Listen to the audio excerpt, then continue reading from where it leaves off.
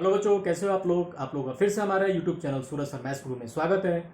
बच्चे, हम लोग क्लास 10 की पहला चैप्टर रियल नंबर को पढ़ रहे थे, उसको समझ रहे थे। 2 पार्ट में अभी तक आपका वीडियो अपलोड हो चुका है। आज आपका वीडियो तीसरी वीडियो पार्ट 3 आ रही है। तो बच्चों, हम आशा करेंगे कि आप लोगों को भी ये वीडियो बहुत ही ज़्यादा हेल्पफुल होगा। ठीक है, तो आइए देखते हैं आज की टॉपिक क्या है। आज हम लोग को पढ़ना है fundamental theorem of arithmetic. Fundamental theorem of arithmetic पढ़ना है। ये क्या होता है, इसको जानने से पहले आपको याद करना होगा कि क्लास 9th में या उससे पहले क्लास 8 में आपने फैक्टराइजेशन सीखा होगा। ठीक है, जैसे 60 का यदि आपको फैक्टराइजेशन करने के लिए कहा गया था तो आप किस तरह से कर रहे थे। 60 को आप लिख रहे थे 2 से डिवाइड किया तो 30, 2 से डिवाइड किया 15, 3 से डिवाइड किया 5 टाइम्स, 5 से डिवाइड किया 1। और इस तरह से आपने लिखा था 2 2 जा 4, 3 जा 12, 5 जा 60।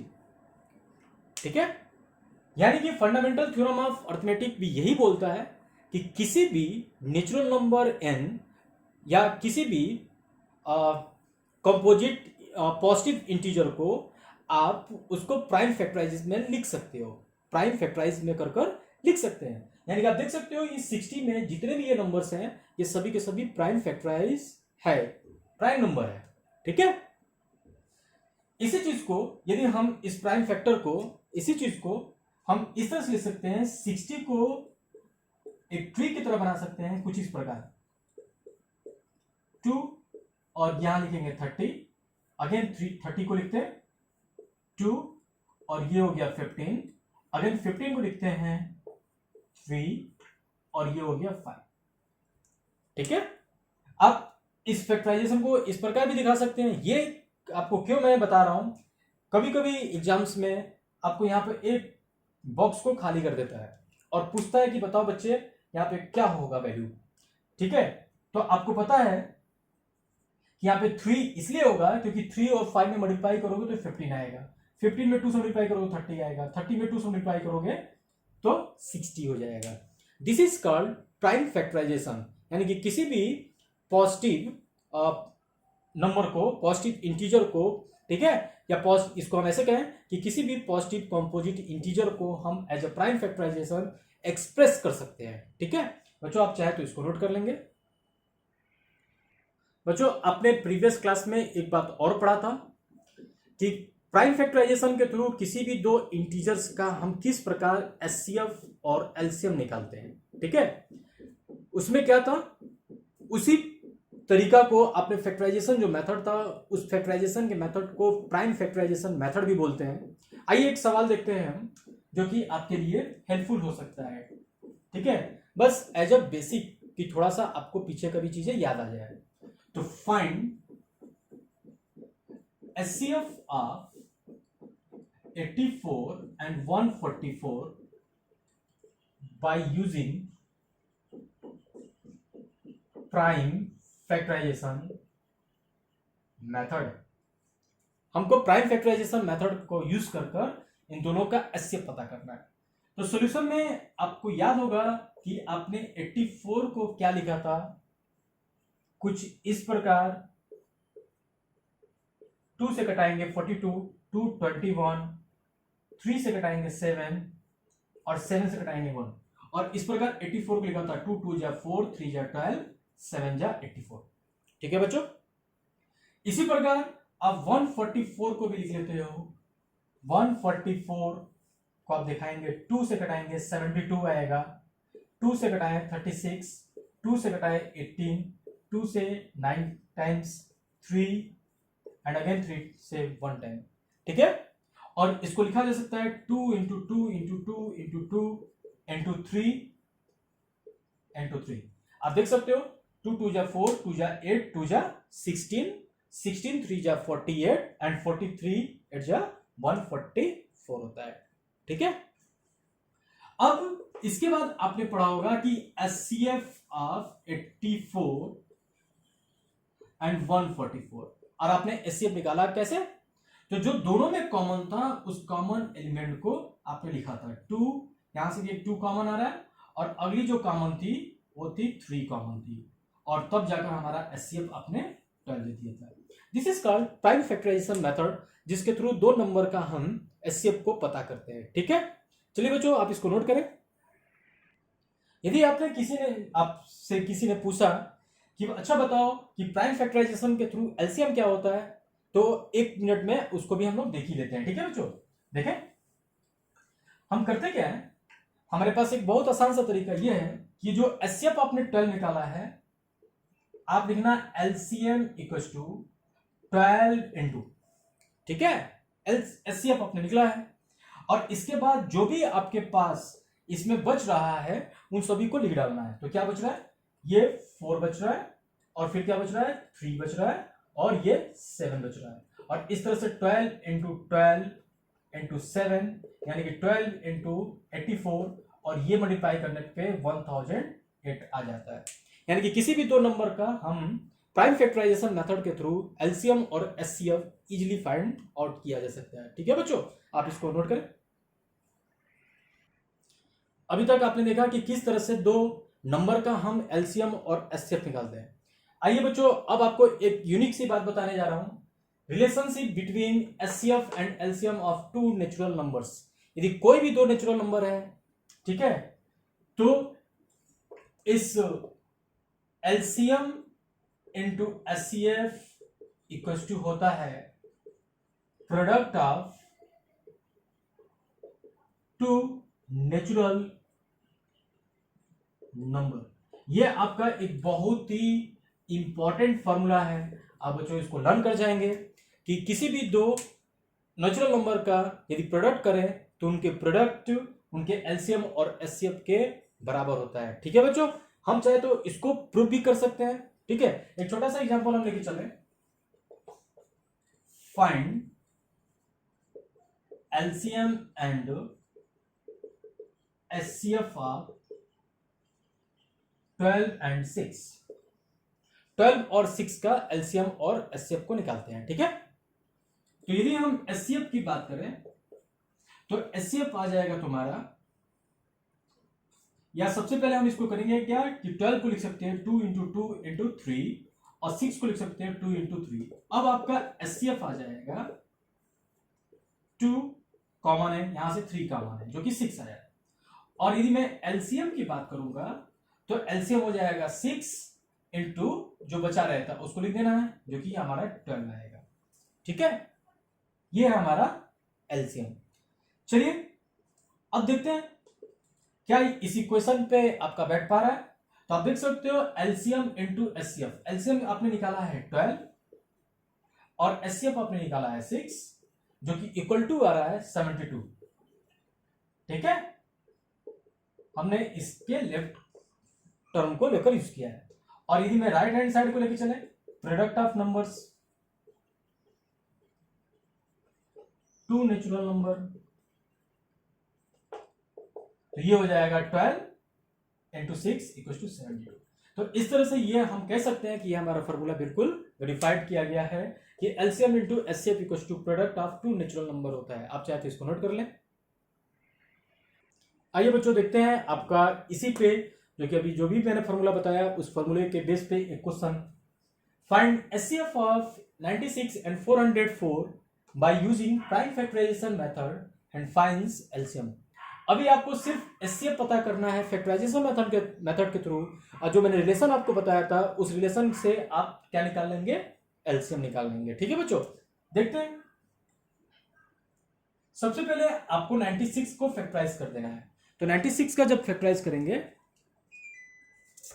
तो आप इसको लिख सकते हो, 2 से जाएगा तो ये 48, 2 से कटाएंगे तो ये 24, 2 से कटाएंगे 12 टाइम्स, 2 से 6 टाइम्स अगेन, 2 से 3 टाइम्स, 3 से कटाएंगे 1 टाइम। ठीक है, यानी कि इसको लिख सकते हैं 2 इंटू 2 इंटू 2 इंटू 2 इंटू 3। ठीक है, इसी प्रकार 404 को लिखा जा सकता है 2 इंटू 2 इंटू 101। ठीक है, अब जाकर आप निकाल सकते हो एचसीएफ, जो कि आपका निकलेगा 2 इंटू 2 आया 4 एचसीएफ। ठीक है, नाउ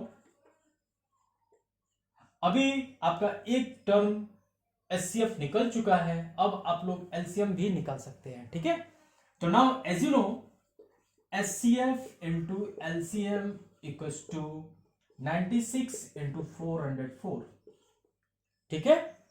यानी कि एचसीएफ है हमारे पास 4 और हमको चाहिए एलसीएम इक्वल्स टू 96 इंटू 404, जो कि एलसीएम हमारा निकल के आता है 96 इंटू 404 बाई 4, और इस 4 से इसको कटाते हैं तो ये होता है 96 इंटू 101, जो कि आता है 96, ठीक है बच्चों। तो आप चाहे तो इसको नोट कर सकते हैं। आई होप कि आपको ये क्वेश्चन समझ में आया होगा, ठीक है। तो ये बहुत ही एक इंपॉर्टेंट इक्वेशन है, फॉर्मूला है, इसको आप नोट करें। अभी तक आपने जो पिछले क्वेश्चन देखना वो क्वेश्चन आपका सीबीएसई 2008 में पूछा जा चुका था क्वेश्चन। अगेन इस सवाल को आपको पूछा है सीबीएसई 2014 में, जो कि एक बहुत ही इंपॉर्टेंट क्वेश्चन देखा गया था। आपका सवाल था कि if two positive integers x and y are expressible in the terms of prime as x equals to p square q cube and y equal to p cube into q, what is the LCM and HCF, ठीक है। और इसमें सवाल में और भी थोड़ा सा लिखा था, क्या एलसीएम जो होता है वो एचसीएफ का एक फैक्टराइजेशन होता है, ठीक है। चलिए देखते हैं पहले इस सवाल का सॉल्यूशन क्या है। तो आप सबसे पहले x equals to P square cube है, आप चाहो तो इसको लिख सकते हो p into P into Q into Q into Q, ठीक है। और इसी प्रकार y equal to P square, यहां पर लिख लेते हैं y इक्वल टू पी का क्यूब, ठीक है, y इक्वल टू पी का क्यूब इंटू क्यूब है। तो आप इस y को लिख सकते हो p into P into P into Q.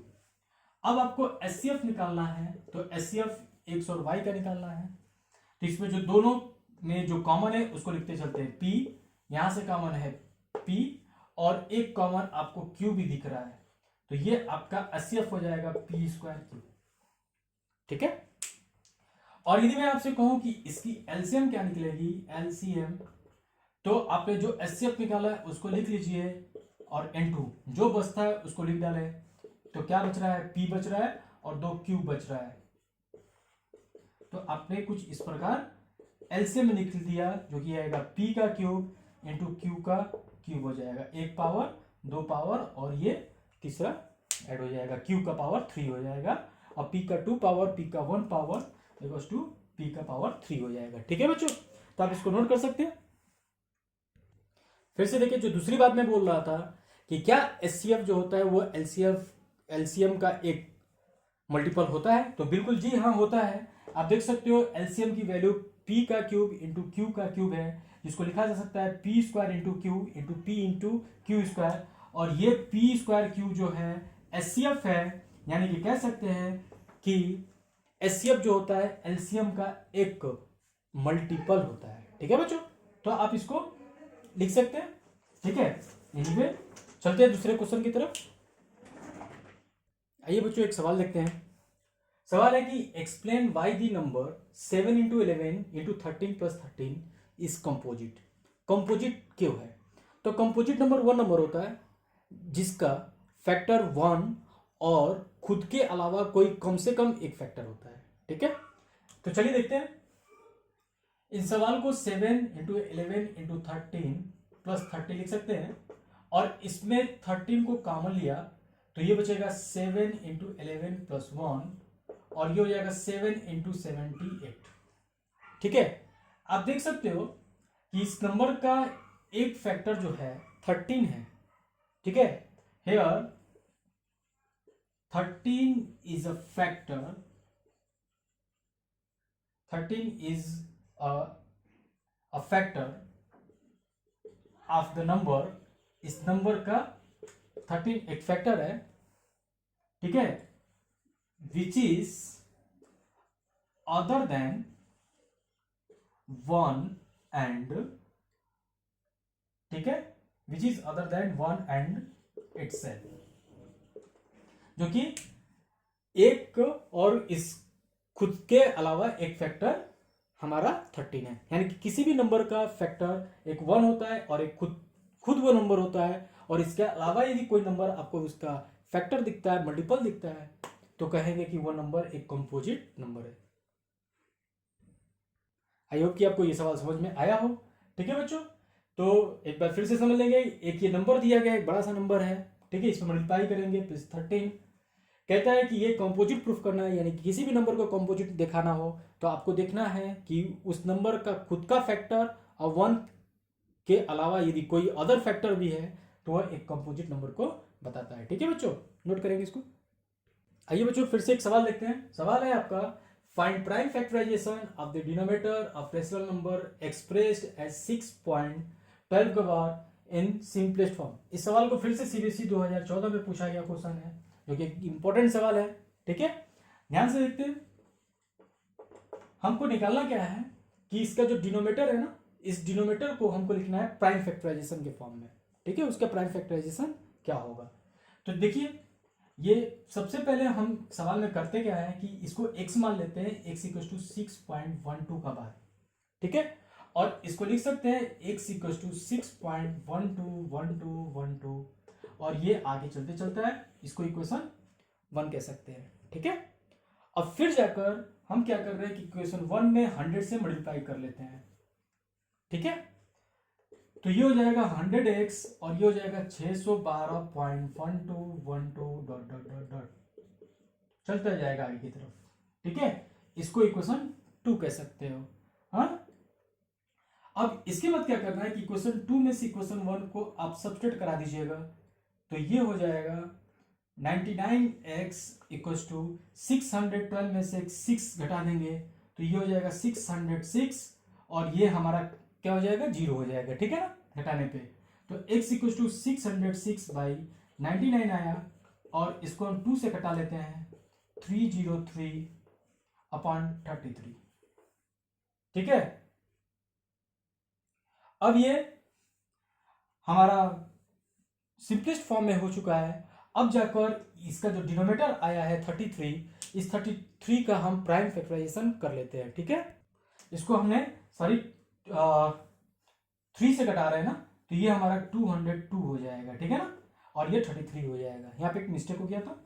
अब prime factorisation of 33 equal to 3 into 11, this is your required answer है, आप इसको नोट कर सकते हैं। आइए बच्चों, एक सीबीएसई 2015 का पूछा गया एक सवाल है, जो कि बहुत ही ज्यादा इंपॉर्टेंट क्वेश्चन है। ठीक है, इस टाइप का सवाल आपके एनसीईआरटी में भी पाया गया है। चेक वेदर 4 का power n can and with the digit 0 for any natural number n और नॉट। मतलब आपका कहता है सवाल कि क्या 4 के पावर n जो होगा वो कभी 0, उसका अंतिम जो लास्ट डिजिट जो होगा वो 0 हो सकता है कि नहीं हो सकता है। ठीक है, तो इस सवाल को हम कैसे सॉल्व करें, इसको हम ऐसे लिख सकते हैं कि every natural number which ends with the digit 0, then it is divisible by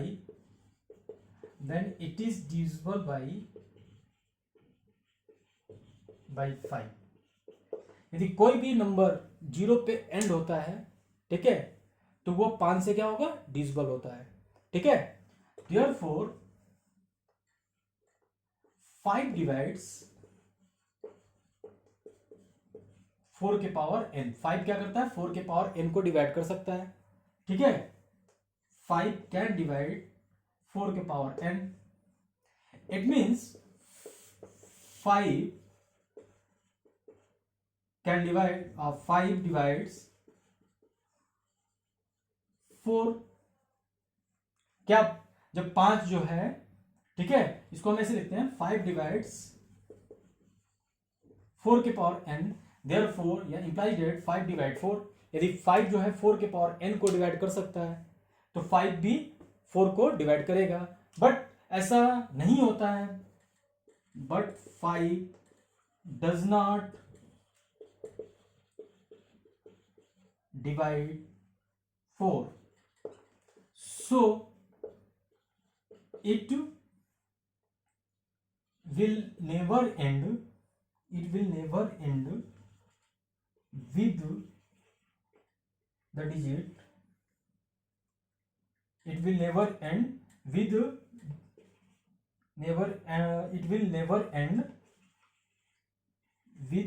zero.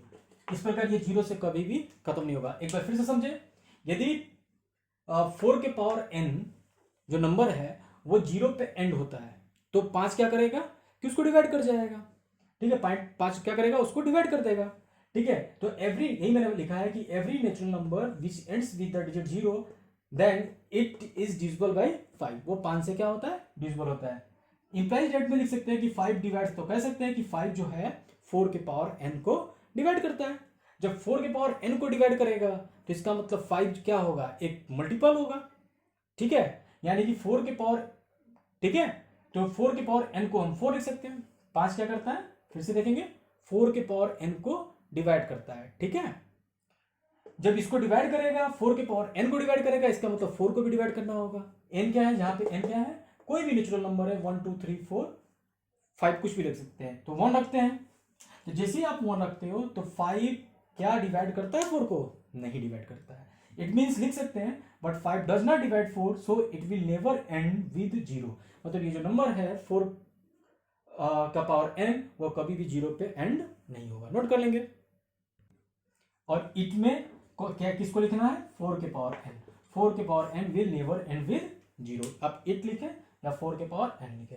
ठीक है, समझ में आ रहा नहीं आ रहा, यानी कि 4 के पावर n कुछ भी आप कर लो, 4 के पावर 1, 4 के पावर 2, 4 के पावर 3, इसमें कभी भी आपका अंतिम जो डिजिट होगा वो जीरो नहीं आएगा। ठीक है, यदि जीरो आता तो 5 उसको डिवाइड करता, लेकिन 5 इसमें से तीनों में से किसी को डिवाइड पूरी तरह से नहीं कर पाएगा, इसलिए ये कभी भी जीरो से समाप्त होने वाला नंबर नहीं है, 4 के पावर n। ओके बच्चों, नोट कर लेंगे आप। चलिए बच्चों, फिर से यदि आपका पिछला क्वेश्चन समझ में नहीं आया है तो फिर से उसी टाइप का एक क्वेश्चन आपको लेके आते हैं। चेक वेदर 6 का power n can and with the digit zero for any natural number n और नॉट। ठीक है, आपको फिर से पीछे क्वेश्चन की तरह आपको चेक करना है 6 के पावर n जो होता है जीरो पे एंड होता है कि नहीं होता है। तो एज वी नो दैट, जैसा कि हम जानते हैं, know that if any natural number ends with zero is divisible by 5।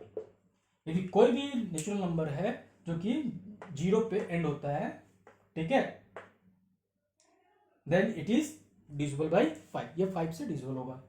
Therefore, हम ये कह सकते हैं कि 6 का पावर n, ठीक है, इज ऑल्सो डिविजिबल बाई 5। ठीक है बच्चों, या हम ये कह सकते हैं कि therefore, हम ये कह सकते हैं कि therefore if 6 का power n ends with 0 then it is also divisible by 5। यदि 6 का पावर एंड होता है जीरो के साथ तो ये भी आपका 5 से डिविजिबल होगा। ठीक है, यानी कि 5 क्या करता है, डिवाइड्स करता है 6 के पावर n को। ठीक है, देयरफॉर या इंप्लाइज दैट 5 डिवाइड करेगा या डिवाइड्स करेगा 6 के पावर n 6 को। ठीक है, 5 क्या करेगा, 6 के पावर n को डिवाइड करता है। ठीक है, और 5 क्या करेगा, 6 को भी डिवाइड करेगा। ठीक है, जो 6 के पावर n को डिवाइड कर सकता है वो 6 को भी डिवाइड करेगा। ठीक है, तो जब 5 से हम 6 में डिवाइड कर रहे हैं तो हम देख रहे हैं कि ये हमारा रिमाइंडर 1 बच पा रहा है, ये डिवाइड इसको नहीं कर पा रहा है। बट 5 डज नॉट डिवाइड 6, 5 क्या करता है, 6 को डिवाइड नहीं करता है। हैंस हम कह सकते हैं, हैंस 6 के पावर n, ठीक है, can never end with, can never end with the digit 0। Hence, ठीक है, समझ में आ रहा है नहीं आ रहा है? तो ये आपका इस तरह से ये स्टेप हो जाता है। इसमें आपको कोई दिक्कत नहीं होनी चाहिए। अपना यहाँ पे इस लाइन में दिक्कत करेंगे, 5 क्या करेगा, 6 के पावर n को जब डिवाइड करता है तो 5 जो करना चाहिए 6 को भी, ठीक है। और लेकिन जैसे हम देखते हैं कि 5 6 को डिवाइड नहीं कर पाता है, इसका मतलब ये हुआ कि 6 के power n can never end with the digit 0, कभी भी 0 पे खत्म नहीं होगा। आई होप कि ये क्वेश्चन आपको समझ में आ गया होगा बच्चों।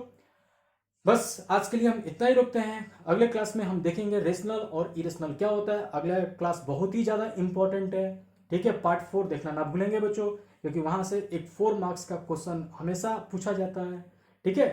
तो ओके, पढ़ाई करिए, एंजॉय करिए। जय हिंद।